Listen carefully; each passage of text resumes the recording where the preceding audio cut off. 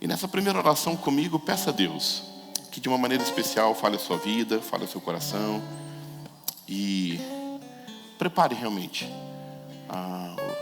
os seus ouvidos para que possa ouvir a boa palavra de Deus, que você louve ao Senhor com as canções e cante com alegria, e que a semente da palavra encontre terreno fértil na minha vida e na sua vida nessa noite. Vamos orar? Pai bendito, graças te damos, ó Deus, porque estamos, ó Deus, aqui, ó Deus, presentes, ó Deus, ó Pai, para te ouvir, ó Deus, para, como sempre repetimos, ó Deus, adorar ao teu nome na língua do nosso coração, ó Deus, e é tão bom, ó Deus, poder fazer isso. É tão bom, ó Deus, poder falar e ser ouvido completamente, ó Deus. Ó Deus, te agradecemos, ó Deus, porque o Senhor abre para nós, ó Deus, a oportunidade, esse lugar, esse momento, para que, ó Deus, a gente possa realmente, ó Deus, junto com os nossos irmãos, aprender mais de Ti. Toma o primeiro lugar, ó Deus, desse culto, que é de louvor, de glória, de exaltação ao Teu nome. E, ó Deus, toda inquietude, preocupação, ó Deus, as provações que enfrentamos nessa vida, ó Deus, o Senhor, ó Pai, nos dê a força para enfrentar e a paz, ó Deus, do nosso coração nesta hora, para que nada distraia a nossa mente, ó Deus. Nem as mensagens de telefone, nem, ó Deus, o que está para acontecer daqui a pouco, nem o que vai acontecer amanhã, ó Deus. Que a gente possa estar aqui, ó Deus, íntegros, completos, ó Deus, com o nosso coração, mente, ó Deus, voltado, ó Deus, para aprender de Ti. É o que te pedimos essa noite. No nome santo e precioso de Jesus. Amém e amém. Louvemos ao Senhor. Aleluia. Espírito, enche a minha vida, Senhor.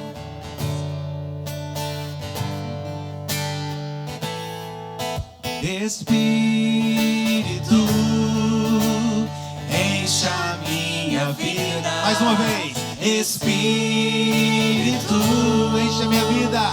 Enche a minha vida. Enche-me do Teu poder, pois de Ti eu quero ser. Espírito, enche o meu ser. Desde o início, Espírito, enche a minha vida. Coloca a mão no seu coração. Espírito, fala, Espírito Santo, enche a minha vida. Enche a minha vida. Repete, Espírito. Espírito, enche a minha vida. Enche-me do Teu poder, pois de Ti eu quero Senhor. Ser. Espírito, enche o meu ser. As minhas mãos eu quero levantar e em louvor te adorar. Meu coração eu quero derramar diante do Teu altar. As minhas mãos, oh Senhor Jesus, as minhas mãos eu quero levantar e em louvor te adorar. Meu coração eu quero derramar diante do Teu altar. Vamos cantar desde o início. Espírito, enche a minha vida. Espírito, enche a minha vida. Espírito, enche a minha vida. Enche-me do Teu poder, pois em Ti eu quero ser. Espírito, enche o meu ser. Vamos louvar ao Senhor com as mãos levantadas. As minhas mãos eu quero levantar e em louvor te adorar. Meu coração eu quero derramar diante do Teu. Feche os teus olhos e cante. As minhas mãos, só o vocal. As as minhas mãos eu quero levantar e em louvor te adorar. Meu coração eu quero derramar diante do teu altar. Diante do teu altar. Diante do teu altar. Diante do teu altar. Obrigado, Senhor. Amém.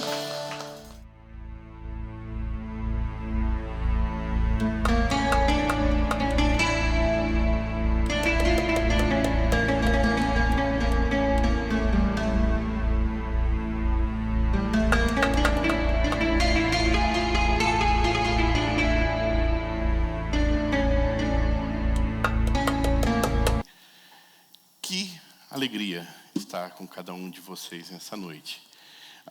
Você pode colocar o... You can use the radio right now. Hey, my friend, be welcome.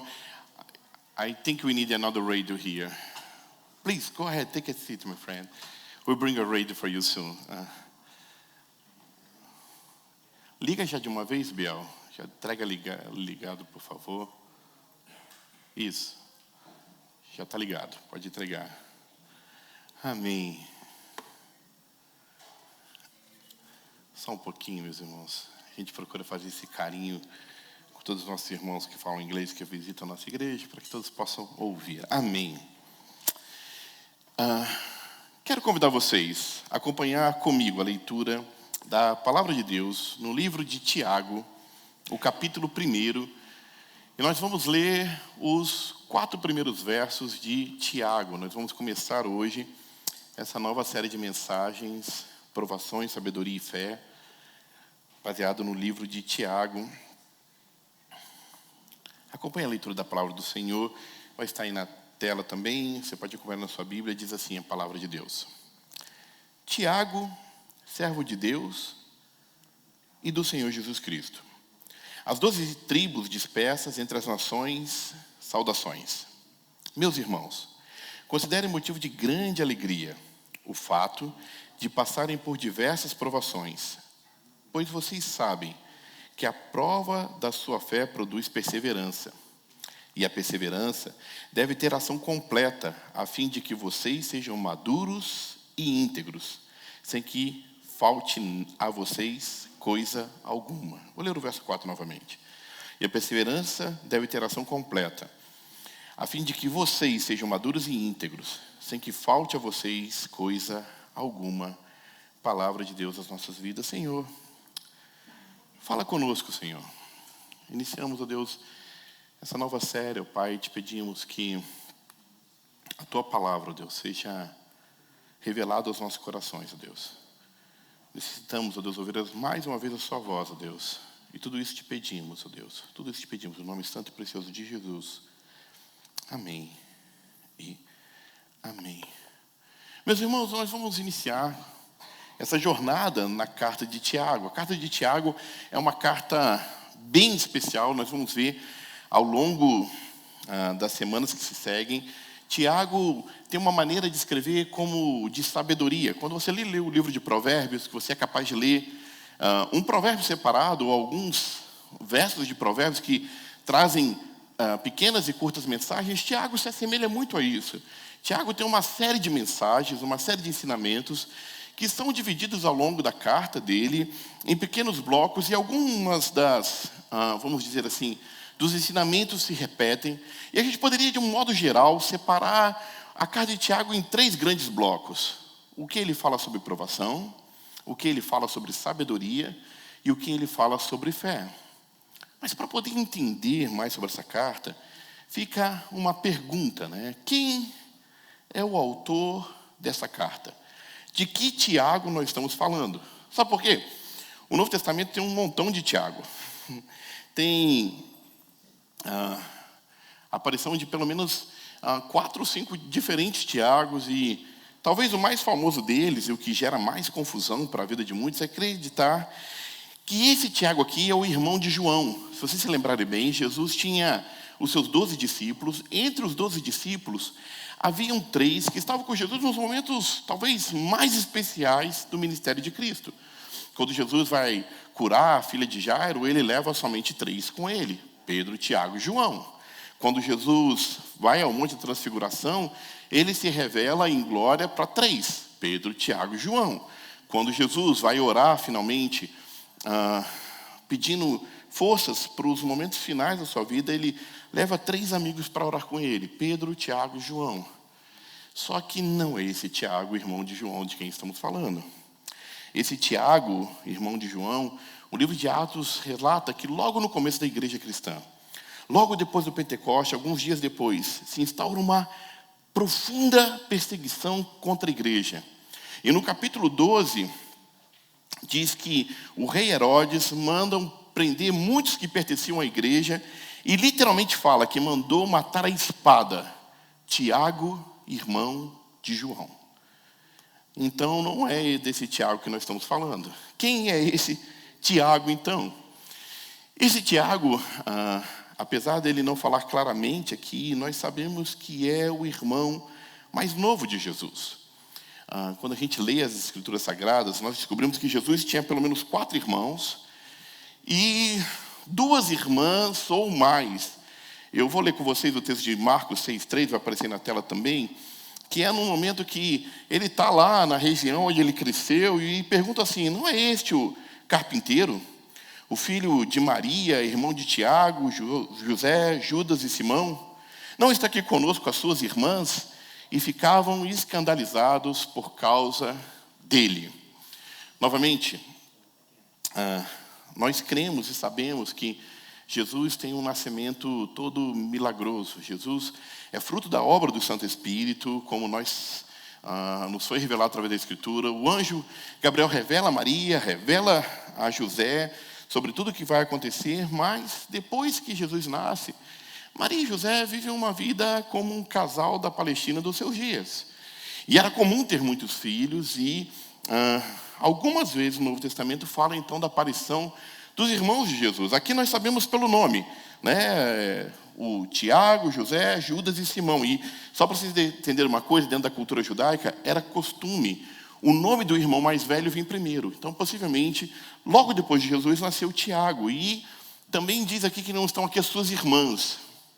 Também dentro da cultura judaica não era comum falar o nome ou contar as mulheres. Então a gente não sabe se Jesus tinha 2 irmãs, ou 4, ou 5, não sabemos o número exato. Mas o fato é que Jesus tinha alguns irmãos, e Tiago era um deles. E eu fico imaginando como deve ser difícil ter crescido na mesma casa que Jesus. Eu sei que pai nenhum vai falar que tem filho preferido. Eu sei disso. Se minha mãe está vendo esse vídeo em algum momento, ela sabe que eu sou o filho preferido, apesar da minha irmã não gostar de falar isso. Mas pare para pensar. Crescer na mesma casa com Jesus como irmão. A Bíblia nos revela que Jesus jamais pecou. Se Jesus jamais pecou, ele, na prática, ele jamais mentiu. Ele nunca desobedeceu o pai ou a mãe. Ele jamais fez fofoca. Ele jamais levantou a voz para os pais dizendo: pai, também, ó. Jamais foi batendo porta ou foi desobediente, jamais. Nunca brigou irado, querendo machucar alguém. E aí eu te pergunto, dentro dessa casa com muitos irmãos, quem era o filho preferido?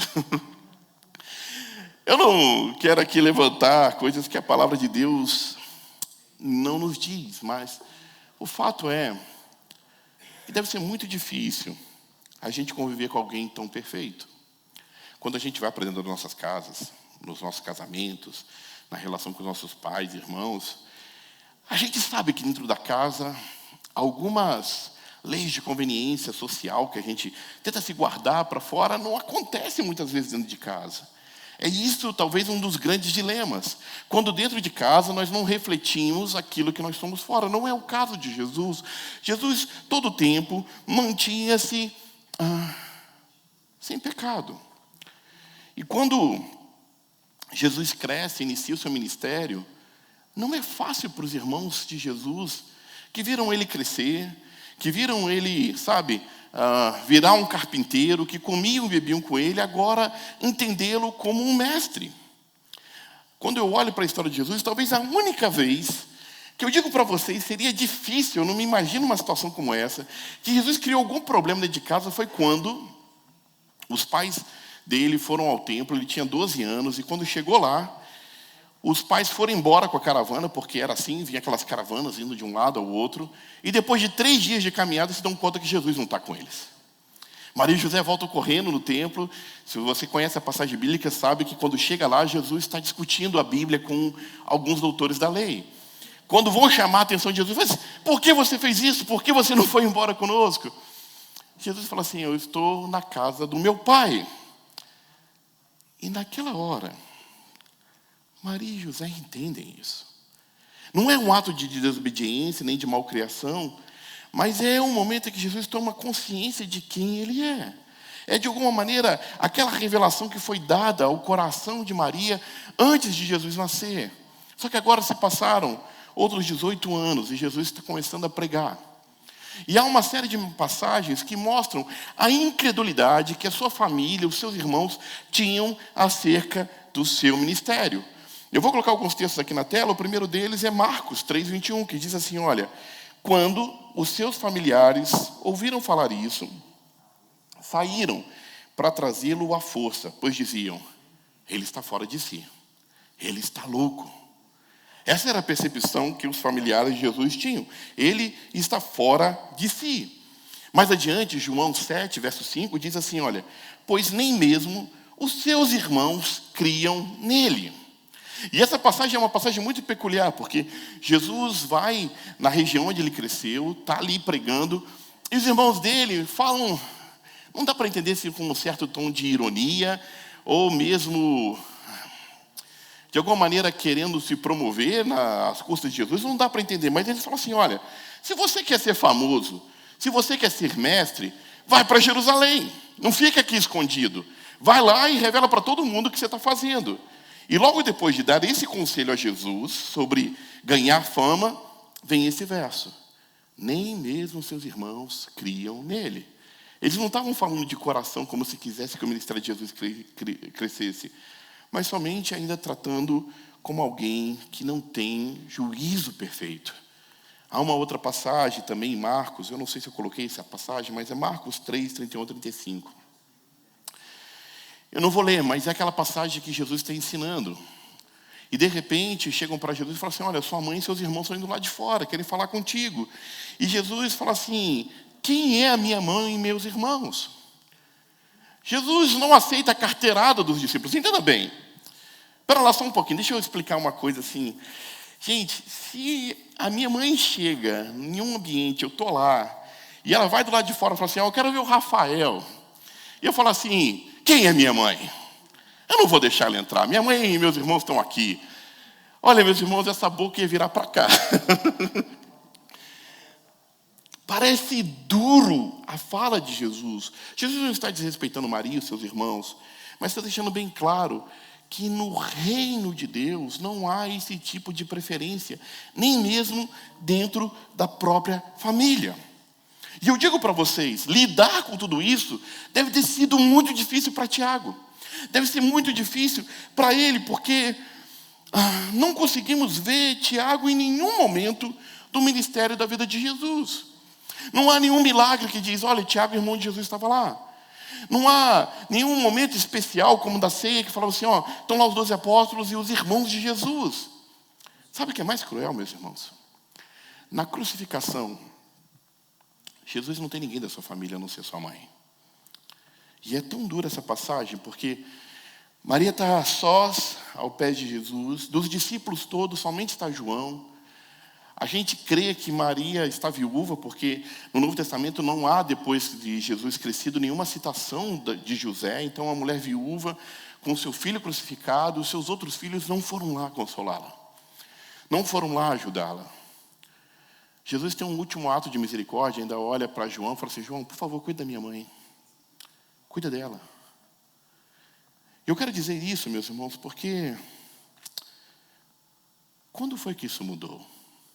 Em que momento essa relação um pouco conturbada de desconfiança muda para Tiago ser o autor dessa carta? Porque eu digo uma coisa para vocês, se coloque no lugar dele, não foi fácil entender essa mudança. Eu digo para vocês, dentro da minha própria família, eu lembro quando a minha família toda católica, todos os 15 filhos da minha avó, mais os 3 que ela adotou, todos dentro do catolicismo. E eu lembro que quando eu falei que não ia fazer a primeira comunhão, que eu estava indo para a igreja, quando eu falei que ia ser batizado, o olhar de frustração da minha avó, eu lembro disso claramente. De não entender uma mudança de rumo. E eu estou falando de uma apenas mudança de rumo, conversão, mudança talvez de uma tradição que vinha na família. Quanto mais agora ver Jesus como mestre. Mas tudo mudou. E o apóstolo Paulo relata um pouco como isso aconteceu. Isso está lá em 1 Coríntios 15, 6 e 7. Eu coloquei também aí para que você pudesse ver. O apóstolo Paulo fala sobre logo depois que Jesus ressuscitou. Depois disso, ele apareceu a mais de 500 irmãos de uma só vez, a maioria dos quais ainda vive. Ele está escrevendo a Coríntios. Embora alguns já tenham adormecido ou morrido. Depois, apareceu a Tiago, e então a todos os apóstolos. É interessantíssimo a gente pensar nisso. Porque Jesus, ao aparecer, dentre as aparições especiais que Jesus faz, vocês se lembram, Jesus ressuscitado aparecem às mulheres, Jesus ressuscitado aparece aos 12 discípulos que estão ali trancados, aos 11 discípulos que estão ali trancados, porque Judas já havia se suicidado naquele momento. Jesus aparece aos 2 discípulos de Emaús. No Evangelho a gente não vê esse encontro, mas Paulo relata esse encontro, que Jesus apareceu para Tiago. E eu fico imaginando como foi esse reencontro. Como foi agora ver Jesus ressuscitado. Ele sabia que o seu irmão tinha morrido. Ele sabia que ele havia sido crucificado. Ele sabia de toda a dor que havia padecido. E agora Jesus aparece para ele. E quando a gente lembra da aparição de Jesus, principalmente na conversa que Jesus tem com Tomé, que Tomé diz, se eu colocar a mão no furo da mão dele, se eu ver o corte do lado, mostra que Jesus ressuscitado ainda não tinha recebido um corpo glorificado. Então, ele reconhece Jesus com os olhos, ele está conversando com o irmão dele. E eu creio que é aqui que acontece a mudança da vida de Tiago. Ele não pode mais negar de que o seu irmão mais velho é muito mais do que um irmão. É muito mais do que alguém da sua família. Ele é o Senhor. Ele é o Deus vivo e todo-poderoso, e ele já não pode mais resistir a isso. Ele se entrega e muda a sua vida, e a gente é capaz de ver essa mudança acontecendo meio que em segundo plano, sem muito destaque ao longo da história da igreja. Se você começa a ler algumas passagens bíblicas, em Gálatas vai dizer que o apóstolo Paulo diz que depois de 3 anos de se converter, ele sobe a Jerusalém, encontra com Pedro, e além de Pedro ele encontra com Tiago, o irmão do Senhor. E essa passagem é uma das passagens que mostra que Tiago, ele vai assumir o pastorado da igreja de Jerusalém. Mais que isso, se você continuar lendo Atos, depois eu posso compartilhar todas essas passagens bíblicas para que você possa ler com calma. Em Atos 12, 17, é quando Pedro é milagrosamente libertado da prisão. Quem se lembra da passagem? Pedro está preso. E nesse mesmo capítulo que Tiago, irmão de João, é morto. E quando Pedro sai da prisão, ele aparece para os amigos, para os irmãos. E Pedro dá uma informação importante. Diz assim, olha, vai lá e anuncie a Tiago e aos demais. No capítulo 15 de Atos, há o primeiro concílio da igreja. E no capítulo 15, eu sei que essa mensagem hoje é quase como uma aula de Bíblia, mas é importante vocês terem isso em mente. No capítulo 15, acontece o primeiro concílio da igreja. O que está acontecendo no capítulo 15 é que os primeiros cristãos, que eram judeus, começam a forçar que agora os gentios, que não eram circuncidados, a sofrer a circuncisão. A passar pelo mesmo processo de circuncisão. Quem nunca ouviu o que é circuncisão? Circuncisão é cortar a pele superior do pênis. E era algo extremamente doloroso. E Jesus traz uma liberdade agora que você já não precisa cortar a carne, e sim transformar o coração.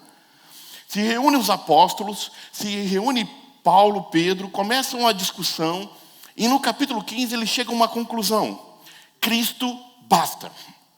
Não é necessário mais passar por nenhum rito religioso. A salvação em Jesus é plena e suficiente. Mas sabe quem é a pessoa que dá o veredito? Sabe quem é a pessoa que está como o moderador de toda a reunião e agora fala as palavras e orientação sobre o que representa servir a Jesus? Tiago, irmão de Jesus. 10 anos se passam. O apóstolo Paulo volta a Jerusalém. Depois das 3 viagens missionárias, depois de tudo que ele viveu naqueles dias tão intensos, pregando o evangelho por muitos lugares, em Atos 21, ele chega para poder prestar relatório a Tiago, irmão de Jesus. Tiago, irmão de Jesus. E eu quero recitar um último verso, eu acho que esse verso eu coloquei na tela. Gálatas 2:9. Diz assim: reconhecendo a graça que me foi concedida, Tiago, Pedro e João, tidos como coluna, estenderam a mão direita a mim e a Barnabé em sinal de comunhão. Eles concordaram que devíamos nos dirigir aos gentios e eles aos circuncisos. A última passagem que eu quero citar para deixar claro quem é esse Tiago, irmão de Jesus. Agora ele é chamado de coluna da igreja. O homem que era incrédulo passa agora a ser uma coluna dentro da casa de Deus. E agora eu posso ler novamente o verso 1. A maneira com que ele se revela, ele diz: Tiago, servo de Deus e do Senhor Jesus Cristo, as 12 tribos dispersas entre as nações. Pode colocar o verso 1 novamente, Adilson, por favor. Tiago, servo de Jesus. Entenda bem que o que Tiago faz é não usar o título de irmão, mas sim servo de Deus e Jesus. Só imaginem uma coisa, meus irmãos, só pensa comigo aqui. Se Tiago quisesse, ele usaria esse título todo o tempo. Imagine a moral de você dizer: olha, eu sou irmão de Jesus. A gente já usa isso, meus irmãos, em menor escala. Se você tem algum amigo famoso, algum amigo rico, e quer dar essa carteirada e dizer: olha, eu sou amigo de fulano, eu sou irmão de ciclano. As pessoas dizem isso e fazem isso todo o tempo. Mas Tiago não se gaba disso. Ao contrário, ele usa uma palavra aqui muito forte, muito importante. Ele usa a palavra servo. Doulos. O grego tem muitas palavras para descrever um servo. Mas ele escolhe uma especial que se referia a uma qualidade de servo um pouco diferente. Eram aqueles que eram servos por amor. Deixa eu explicar essa história. Êxodo capítulo 21 tem uma lei muito especial. Êxodo capítulo 21 diz que durante 7 anos uma pessoa poderia servir como escravo. A pessoa virava escravo por diversas razões. Uma dívida que não podia pagar, alguma questão de briga familiar, então se tornava escravo. Mas, para que ninguém ficasse escravo a vida inteira, havia essa lei que protegia. Depois de 7 anos, você era liberto da escravidão. Mas lá em Êxodo 21, dá a oportunidade de acontecer uma coisa. Diz assim: olha, se você no final dos 7 anos decidir não mais viver como livre, mas quiser continuar servindo ao seu Senhor por amor, você pode imaginar uma coisa dessa? Você tem a liberdade, depois de 7 anos trabalhando como escravo, na hora que você tem a oportunidade de se libertar, você diz: quer saber algo? Eu sou tão bem tratado nessa casa. Eu tive filhos aqui, minha esposa. Eu quero continuar nesse sistema. E por amor, aquele escravo então, ele ia no centro da cidade, na praça, furava-se a orelha dele, e agora ele era um escravo por amor. Não mais por obrigação, por dívidas, mas por amor. Só que no capítulo 21, verso 6, tem um alerta muito duro. Diz assim: olha, diferente do outro caso, que a cada 6 anos, 7 anos você poderia ser liberto, quem decidisse ser escravo por amor, seria escravo para a vida inteira. Você pode imaginar a gravidade disso? Não há como voltar atrás. É exatamente sobre isso que Tiago se refere a si mesmo. Não é o fato de ser irmão, de ser alguém que conviveu com Jesus, mas ele é um servo. Ele é um servo, alguém que se entregou por amor. E mais, ele fala assim: eu sou servo de Deus e do Senhor Jesus. E de alguma maneira ele faz isso, não talvez por conta dele, mas para poder ensinar algo à igreja. Porque aqui é uma mudança de visão. Aqui é uma transformação no coração dele, da maneira com que ele enxerga Jesus. Ele entende que Deus e Jesus são a mesma coisa, que Jesus é Deus. E ele quer deixar claro isso para todo mundo, para que não reste dúvidas no coração daquela igreja. E ele está escrevendo para os judeus. O verso 1 ainda que nós estamos lendo diz assim: olha, aos judeus que estão espalhados pelo mundo, que estão na diáspora. O que está acontecendo aqui, meus irmãos, é que Tiago está escrevendo para os membros da sua igreja. No capítulo 8, quando a perseguição se instaura forte sobre a igreja, as pessoas fogem. O apóstolo Paulo, que antes de se converter, está indo de casa em casa, prendendo gente, e diz que a igreja se espalhou por muitos lugares. E é uma gente que está vivendo com medo. E sabe, meus irmãos, a gente não tem ideia do que é isso. A gente nem sequer imagina o que é, por conta da nossa fé, ser capaz de ser levado a um tribunal ou mesmo morrer por conta disso. E esse homem agora, pastor, com o coração pastoral, que ama suas ovelhas, que ama as pessoas que estão sendo cuidadas por ele, ele está escrevendo com amor e com carinho, para de alguma maneira trazer consolo ao coração deles. Para dizer para eles assim: olha, eu sei que está difícil, mas vamos em frente. Ele está escrevendo para gente que está se escondendo, que está se reunindo em lugares muito atípicos, para poderem permanecer na sua fé. E o que ele está fazendo nessa hora? É escrever para essas pessoas, para poder falar sobre o amor e sobre a graça de Jesus. Essa carta não é só para os judeus do primeiro século que foram perseguidos por crer em Jesus. Mas essa carta é para nós.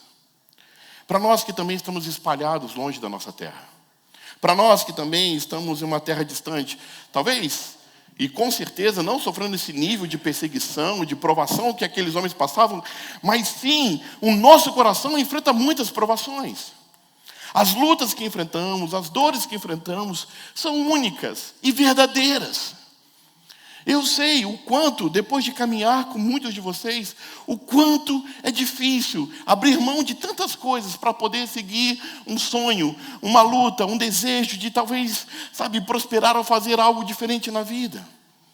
Talvez não enfrentemos o mesmo nível de perseguição física, mas vivemos um tempo de profunda perseguição espiritual. Aonde todos os valores, aonde todas as coisas que são do Deus Altíssimo estão sendo colocados em xeque, estão tentando de todas as maneiras destruir os nossos filhos, as nossas casas, os nossos casamentos. Estão todo o tempo tentando tirar a nossa vida, o nosso foco de ser também um servo do Senhor Jesus. E a essa igreja perseguida, e ao nosso coração, o verso 2, que já lemos uma vez, mas agora toma um outro sentido.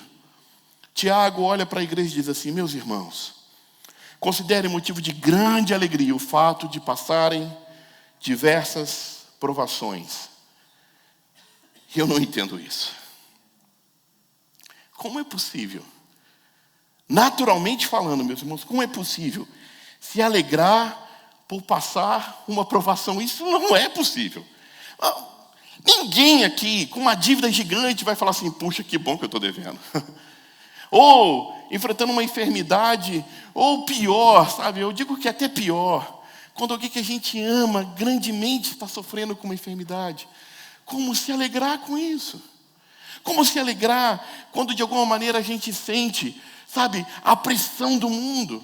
Quando nós que somos imigrantes temos que lidar com pressões e mudanças migratórias, sem saber com certeza como será o dia de amanhã. Como a gente lida, quando nós somos colocados à prova e ter, de alguma maneira, fazer coisas e trabalhos que não estávamos acostumados, o nosso coração também, diante dessas provas, não se alegra. Ao contrário, murmura, se chateia, se entristece.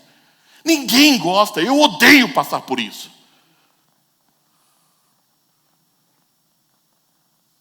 Mas não é algo natural que estamos falando. Isso não é possível com razão humana.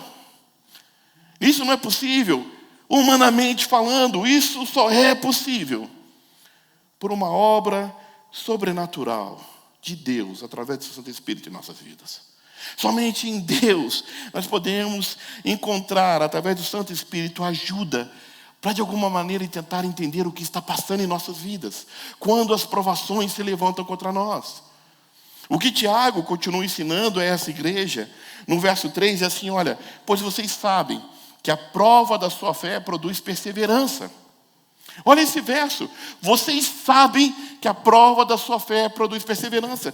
E me chama a atenção, sabe, como uma letra que brilha nesse versículo é: vocês sabem. Vocês sabem. Tiago não está dizendo, sabe, como uma hipótese, talvez vocês saibam. Não, ao contrário, ele está dizendo assim, ó, vocês sabem. Vocês sabem que a palavra de Deus é real. Cada um de vocês, em algum momento da vida de vocês, experimentou algo profundo e transformador de Deus. Todo mundo aqui, em algum momento, deu graças a Deus e disse: obrigado, Jesus, por isso.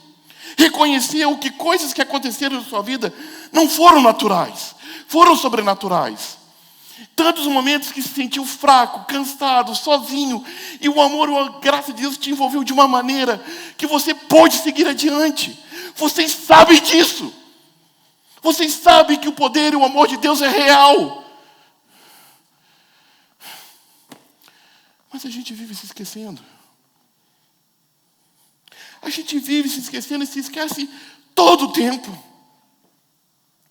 Porque no meio das tempestades da vida, não importa quantos e quantos testemunhos eu possa contar do que eu já vivi com Deus, eu também me sinto com medo. Quando o vento forte vem e as ondas, eu me sinto que vou afundar. Quantos de nós choram e se sentem assim desesperados no meio das provas, como se não houvesse esperança? E é por isso que Tiago repete ao meu coração e ao seu: vocês sabem. Vocês sabem. É uma declaração, vocês sabem. É uma declaração para a minha vida e para a sua vida, vocês sabem. É uma declaração para a minha vida e a sua vida, vocês sabem. É certo que podemos confiar nesse Deus fiel, vocês sabem disso. É certo que nós superaremos toda e qualquer prova se os nossos pés estiverem firmados sobre a rocha. Você sabe. E é essa expressão que tem que soar o nosso coração. Vocês sabem. E se vocês passarem por essas provas, isso gerará no seu coração perseverança. E é isso que Deus quer na minha vida e na sua, perseverança. Essa perseverança que é a capacidade de resistir momentos de provação. Perseverança de não desistir diante dos desafios. De não abrir mão do seu casamento. De não abrir mão da sua fé. De não abrir mão dos dons que Deus confiou à sua vida. De não abrir mão dos seus amigos. De não abrir mão da comunhão com os seus irmãos. De não abrir mão quando as provas vierem. Perseverar. Eu vou seguir em frente. Mesmo que o inferno se levante. Mesmo que as lutas e os montes se lancem sobre os mares, eu sei que há um Deus em que eu posso colocar a minha fé. É sobre isso que se diz essa palavra. Não vou desistir. E perseverança bíblica é a ideia de uma maratona. Sabe, meus irmãos, entenda isso. Quando eu falo de maratona, é aquela prova de 42 quilômetros. Não é a corrida rápida. Porque alguns são muito bens. No início de uma corrida, correm. Estão empolgados. Mas vão desfalecendo. Quanta gente tem vivido uma relação com Deus exatamente assim. Em algum momento até caminharam com Deus, até correram com Deus, mas as forças se acabaram. E mesmo tendo tantas experiências com Deus, se esqueceram. Vocês sabem, mas é como se não soubessem. Tiago vai dizer em algum momento da sua carta que de nada adianta saber e não praticar. Mas isso é a mensagem de outro dia. O que Tiago está chamando o meu coração, o seu coração, é continuar perseverando, continuar nessa maratona. E sabe por quê? Aí a gente chega no verso 4. Que depois de ouvir tudo isso, toma um sentido novo, único e poderoso. Verso 4, o verso anterior, por favor. E a perseverança deve ter ação completa, a fim de que vocês sejam maduros e íntegros, sem que falte a vocês coisa alguma. A gente já está terminando. Essa ação completa do Senhor é Deus entrando em todas as áreas da sua vida. É Deus mudando a sua estrutura, o seu gênio, o seu comportamento, as suas filosofias, as suas certezas. Tudo deve estar completamente sujeito ao senhorio de Cristo. É colocar tudo nas mãos do Senhor. É permitir que o Senhor lave as nossas vidas com o sangue do Cordeiro, tirando toda a mácula, todo o pecado, toda a mancha, para que a gente possa ser íntegro e maduro. Sabe, essa palavra é muito forte. Íntegro e maduro. Na linguagem bíblica aqui, maduros e íntegros significa completar essa maratona, perseverar, seguir adiante, deixar, sabe, de uma vez por todas essa vida dividida, fracionada, sabe, aqui Deus entra, aqui Deus não entra, aqui na minha casa essas coisas eu coloco na mão de Deus, essas outras não. É ser íntegro, completo na presença de Deus. Deus quer invadir completamente o nosso ser, mudar as nossas estruturas, mudar o nosso casamento, mudar a nossa mentalidade, a maneira que a gente lida com o dinheiro, a maneira que a gente lida, sabe, conosco mesmo, com o nosso corpo, com nossos prazeres. Tudo está cativo a Jesus e tudo tem para a glória do Senhor. É essa ação completa de Deus. Ao ponto que você possa ter a mesma alegria que Paulo um dia teve, de chegar no final da vida e dizer: olha, eu completei essa jornada. Eu guardei a fé. Porque se entregarmos a nossa vida total às mãos do Senhor, e essa confiança ser total, ao ponto de crer que Ele está no controle das nossas vidas. Um texto que você já deve ter citado e recitado muitas vezes, de fato vai ganhar vida no seu coração. Romanos 8, 28. Sabemos que Deus age em todas as coisas para o bem daqueles que o amam, dos que foram chamados de acordo com o seu propósito. Eu conheço de qual em outra versão. Sabemos que todas as coisas cooperam para o bem daqueles que amam a Deus e foram chamados segundo o seu bom propósito. E assim é. O que as provações nos mostram, quando nós estamos arraigados em Deus, é que tudo tem um propósito. Você já passou por isso? De falar assim: olha, eu passei por aquilo, eu enfrentei aquilo, mas olha só, tudo aquilo teve uma razão, teve um sentido, teve um porquê, teve um propósito. E sabe, esse texto é tão forte para as nossas vidas, porque o que o Senhor quer na minha vida e na sua é produzir, sabe, frutos de graça e vida. A gente vai ver um outro texto daqui a pouco que fala justamente sobre isso. Ter a certeza de que esse Deus está no controle, não somente está no controle, mas a maneira com que Ele está conduzindo as coisas é perfeita, tem uma razão. Sabe, a gente vence um pouco esse mimimi, essa choradeira e fala assim: Senhor, eu não sei porquê, mas vamos em frente. Porque é assim que Deus nos trata, como um filho amado. Esse é o último versículo fora dos que a gente já leu, que eu vou compartilhar. Hebreus 12. Versos 7 e 11 diz assim: suportem as dificuldades, recebendo-as como disciplina. Deus os trata como filhos. Ora, qual filho que não é disciplinado por seu pai? Nenhuma disciplina parece ser motivo de alegria no momento, mas sim de tristeza. Mais tarde, porém, produz o quê?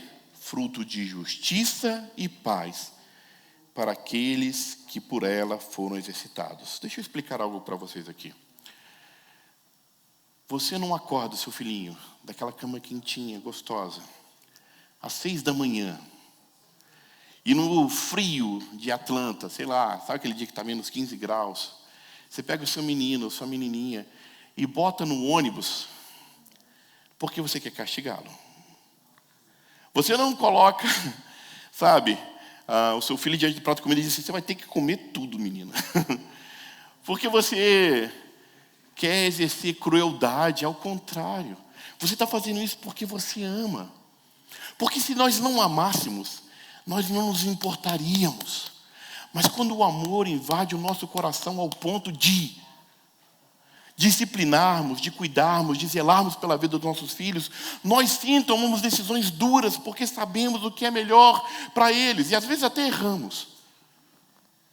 Mas não é assim com Deus. Deus sabe bem por que cada disciplina, cada coisa tem o seu lugar. Para produzir em nós fruto de justiça. E eu gosto muito do final desse verso que diz assim, olha, porque para aqueles que por ela foram exercitados. Sabe, as provações serviram como um exercício de fé e vão produzir esses frutos de justiça e paz. É como uma ilustração que me vem à mente de academia, sabe? Quando você vai para a academia, e eu fui, ano passado, muito mais presente na academia do que esse ano, junto com o Henrique, o nosso tradutor ali. E nosso horário de academia era 6:30 da manhã. E quando a gente chegava lá, um olhava para o outro e falava, você está aqui feliz? E a minha resposta sempre era não.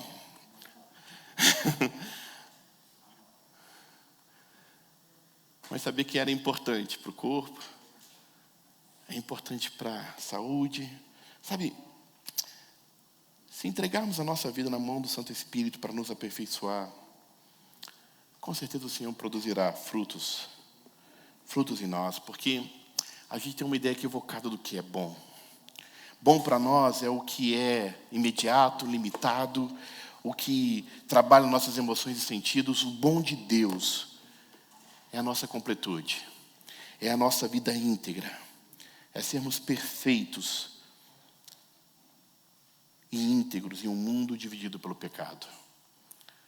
Eu quero voltar ao verso 4, e aqui eu termino. A parte final do verso 4 diz, sem lhes faltar coisa alguma. E eu termino com essa pergunta para a minha vida e para a sua vida. O que está faltando na sua vida? O que está faltando na sua história? O que está faltando na minha vida?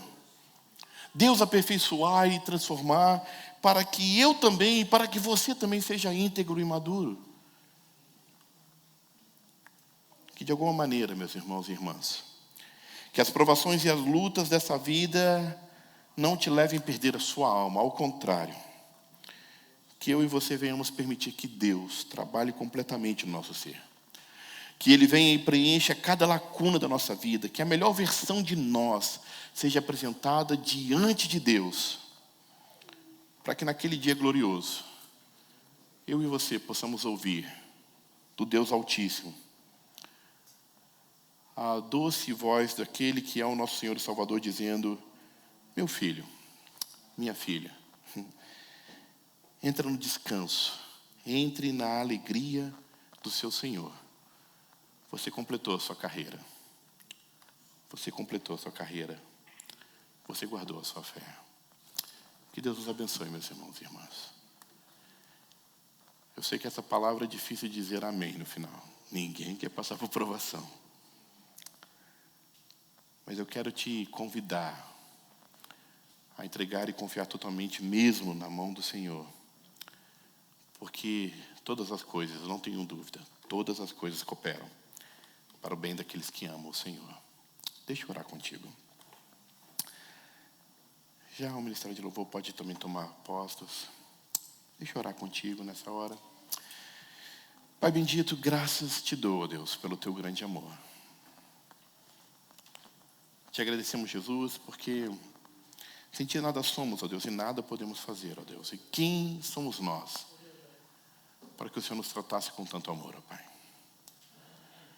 Ó Deus, uma vez mais, essa palavra vem a nosso coração. Você sabe. Ó Deus, se alguém aqui nunca experimentou e não tem certeza dessa palavra, ó Deus, enche esse coração com alegria e com paz nessa noite. Mas todos aqueles, ó Deus, que já experimentaram, ó Deus, de Deus, nessa noite eu te peço, ó Deus, renova essa vida, essa palavra com fervor e alegria em seus corações, ó Deus. Que venham recordar, ó Deus, as boas novas, recebidas da Tua palavra, ó Pai. Que venham recordar, ó Deus, todos os quantos foram os momentos que o Senhor foi fiel, ó Pai. Para que no dia de hoje, ó Deus, diante das lutas, das provações, possam ter a certeza de que aquele que prometeu é fiel e justo para cumprir. De que as provas dessa vida não serão maiores do que nós possamos suportar, mas ao contrário, quando elas forem muito grandes, o Senhor mesmo dará a nós, ó Deus, o escape. Obrigado, Senhor, porque a Tua palavra nos dá a certeza que nada nem ninguém poderá nos separar da Tua presença. Nem os montes, nem os lugares mais profundos. Nem as forças desse mundo, nem do porvir. Nem poderes ou criaturas celestiais poderão impedir o amor de Cristo Jesus que opera em nossas vidas. E nós Te adoramos por isso, Senhor. Portanto, nessa hora, ó Deus, eu Te peço, ó Deus, dê essa alegria sobrenatural a cada coração. Dê essa alegria, ó Deus, que, ó Pai, é incapaz de entender a razão e o fruto, porque logicamente era tempo de chorar e lamentar.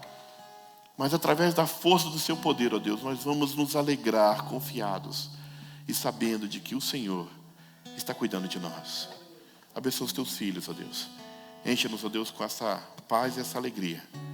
E tudo isso Te pedimos, ó Deus, no nome santo e precioso de Jesus, o nosso Salvador. Amém e amém.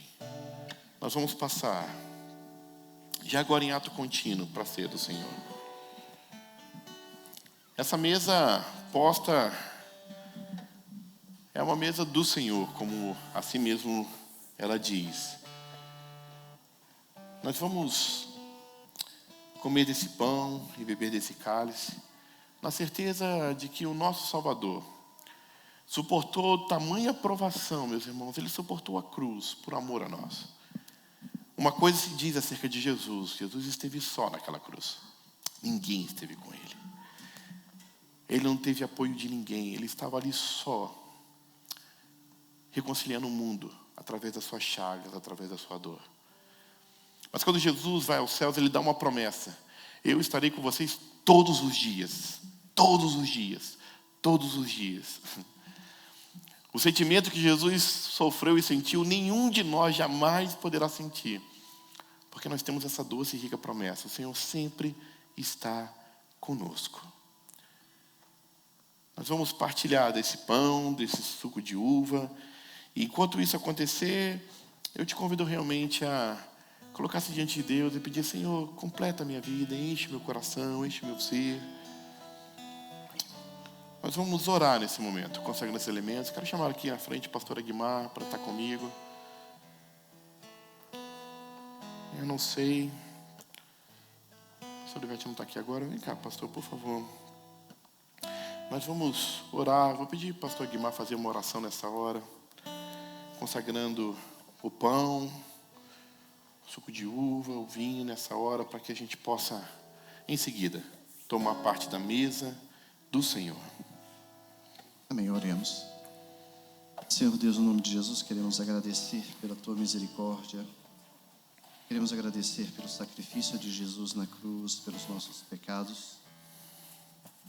E queremos Te dar graça, porque agora, como Tua igreja, nós podemos relembrar o sacrifício de Jesus na cruz, que foi pelos meus pecados, pelos pecados dos nossos irmãos, pelos pecados de toda a humanidade.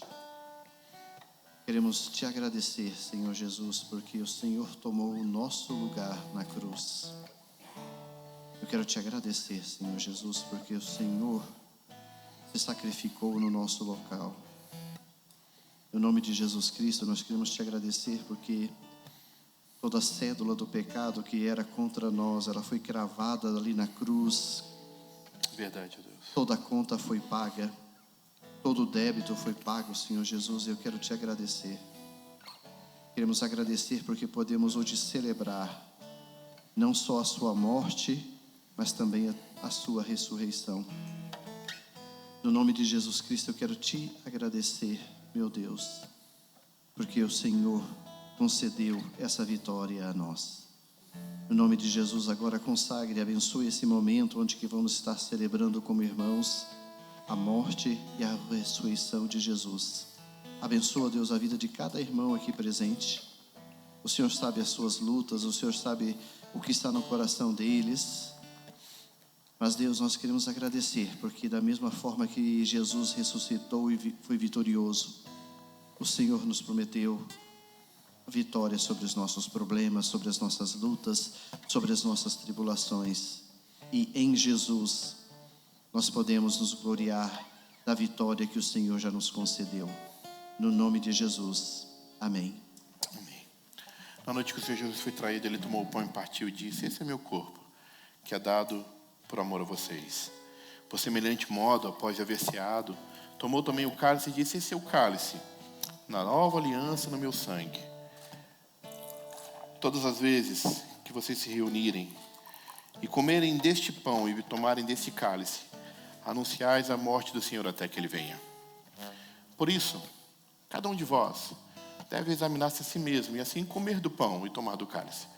Pois quem come e bebe sem discernir o corpo, come e bebe juízo para si, e essa é a razão que há muitos fracos e doentes, e não poucos que dormem. Porque se nós nos julgássemos, avaliássemos a nós mesmos, não seríamos condenados com o mundo, mas disciplinados pelo Senhor, em busca desta vida eterna. Essa é a palavra de Deus aos nossos corações. Como nós fazemos, nós vamos estar aqui à frente, eu, pastor Aguimar, e este é um convite a todos vocês. Nós temos o costume de ministrar também a ceia aos nossos pequenos, mas como é a orientação sempre, se o seu filho for participar da ceia do Senhor, seja o pai ou a mãe a tomar o pão, o cálice e entregar a ele. É uma decisão de cada pai e de cada mãe, se seu filho participa ou não. Fique-se livre para decidir. Se quiser trazê-lo, vem em família. Você tira um pão para o seu filho, toma um cálice para o seu filho. E assim, depois que todos receberem, nós juntos vamos comer do pão e do cálice do Senhor. Vamos nos colocar de pé. Nós vamos estar cantando mais uma canção e já participando desse momento. Gabriel, eu não sei se sua mãe veio com todas as demais crianças, se puder chamar. Nós vamos participar da ceia nessa hora. Eu só peço aos irmãos, se possível, saírem e voltarem pelo lateral, porque no meio tem essa câmera aqui para evitar qualquer acidente, tá bom? Vamos participar da ceia do Senhor nesse momento. Eu vou pedir para que vocês venham sempre por esse lado aqui, então, para ficar mais fácil. Você tira o pão, toma o cálice. Os irmãos podem vir. Tudo o que sou, de gratos louvores transborda o meu coração. A minha vida eu entrego nas tuas mãos, meu Senhor, pra te exaltar com todo o meu amor. Eu te louvarei conforme a tua justiça e cantarei louvores, pois tu és altíssimo. Celebrarei a ti, ó Deus, com meu viver. Cantarei, contarei as tuas obras, pois por tuas mãos foram criados terra, céu e mar e todo ser que neles há. Toda a terra celebra-te com cânticos de júbilo, pois tu és o Deus Criador. Toda a terra celebra-te com cânticos de júbilo, pois tu és o Deus Criador. Pois tu és o Deus Criador. Pois tu és o Deus Criador.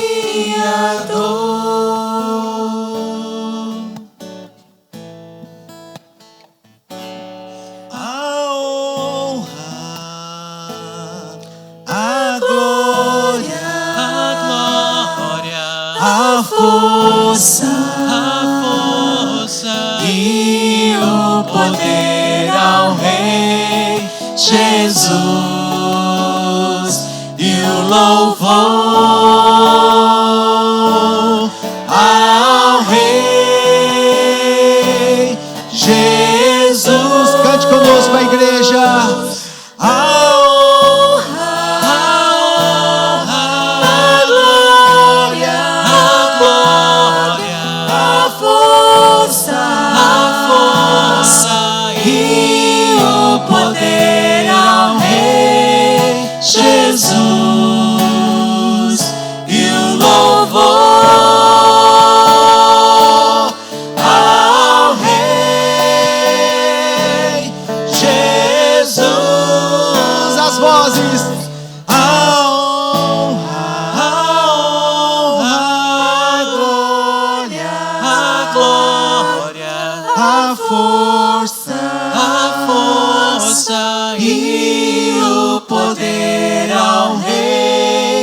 Jesus e o louvor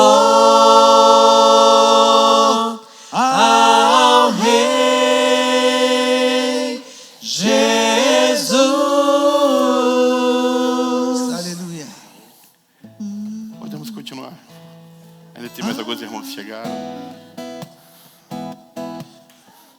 Os pais que quiserem pegar para os seus filhos, acompanhar eles.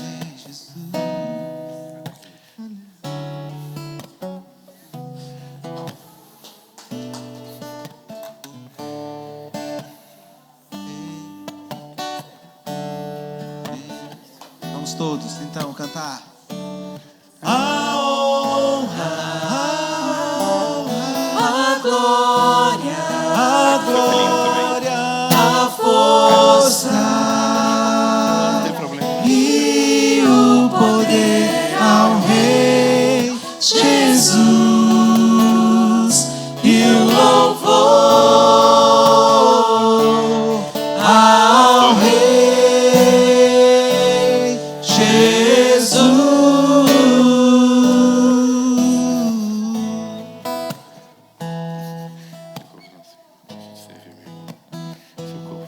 O nosso Senhor entregue para a sua vida, meu irmão. Amém.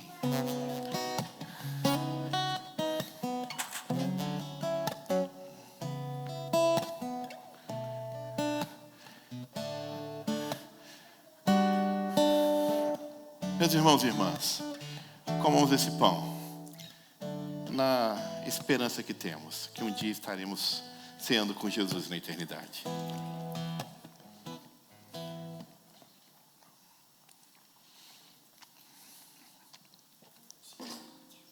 Bebamos desse cálice, pois é certa a vinda do nosso Senhor. E Ele está conosco todos os dias, nos ajudando em cada provação, demonstrando sempre o seu amor por nós. Bebamos desse cálice. Louvado e agradecido seja o teu nome, Senhor Jesus.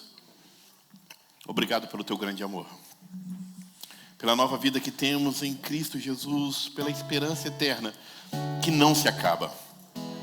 Obrigado, Deus, porque o Senhor é um Deus presente conosco em cada momento. Mesmo nos dias de angústia e tribulação, o teu Santo Espírito, Deus, está nos consolando, nos ajudando, Deus. Obrigado, Deus, porque nós sabemos, sim, Senhor, nós sabemos que o teu amor é real, ó Pai. Agradecido seja o teu nome, ó Pai, o teu amor é real, ó Pai. Obrigado, Deus, pela comunhão que temos, ó Deus, gerada pelo teu sangue. Abençoa, Deus, a vida de cada um dos teus filhos e filhas aqui neste lugar, ó Deus. Que saiam fortalecidos, ó Deus. E que nos dias, ó Deus, em que as tempestades vierem, nos dias, ó Deus, que os ventos fortes se levantarem, ó Deus, eles permaneçam de pé, porque os seus pés estão firmados sobre a rocha da salvação, que é o Senhor Cristo Jesus. Engrandecido seja o teu nome, ó Deus. Nós te adoramos nesta noite, em nome santo e precioso de Jesus. Meus irmãos e irmãs, que a grande alegria, a paz, a comunhão, o amor do nosso Senhor Jesus Cristo, do Deus Pai Todo-Poderoso, do Santo Espírito de Deus, seja sobre a sua vida. sobre a sua família, sobre todos aqueles que você ama, hoje e para todo sempre. Amém e amém. Que Deus te abençoe rico e poderosamente. Cada vez que a minha fé é provada, tu me dás a chance de crescer um pouco mais.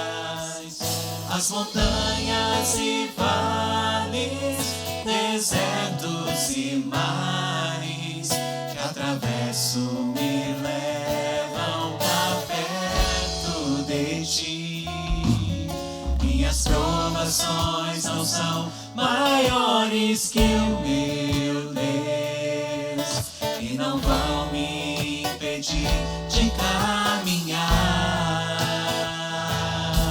Se diante de mim não se abrir o mar, Deus vai me fazer andar por sobre as águas, rompendo em fé. Minha vida se revestirá do teu poder, rompendo em fé.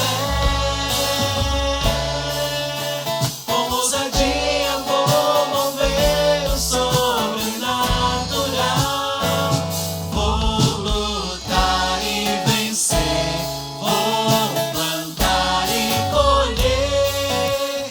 A cada dia vou viver, rompendo em fé, rompendo em fé. Minha vida se revestirá do teu poder, rompendo em fé. Com ousadia vou mover o sobrenatural. Vou lutar e vencer, vou plantar e colher. A cada dia vou viver, rompendo em fé.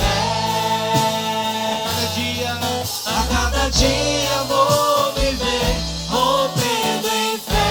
Só as vozes, rompendo em fé. Rompendo em fé. Minha vida se revestirá do teu poder, rompendo em fé. Com ousadia